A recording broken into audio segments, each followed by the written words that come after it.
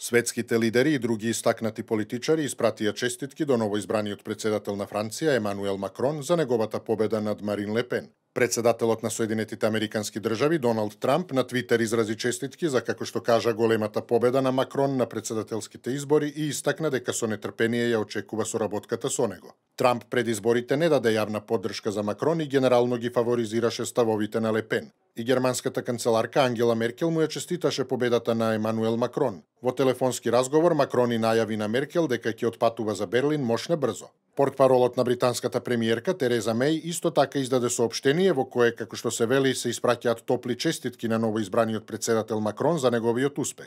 Франција е една од нашите работиме со новиот председател на широк спектар заеднички приоритети, се вели во соопштението. И лидерите на Европската Унија испратија честитки до Макрон. Среќен сум што францускиот народ одбра европска иднина, напиша председателот на Европската комисија Жан-Клод Јункер на Твитер.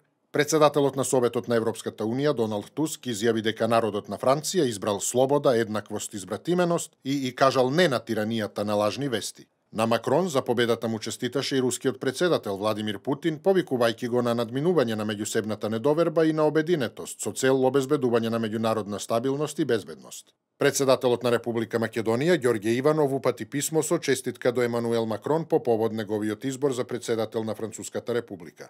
Емануел Макрон е најмлад лидер на Франција од времето на Наполеон. Председателската функција ќе ја преземе на 14 мај, а церемонијата ќе се одржи во Елисејската палата.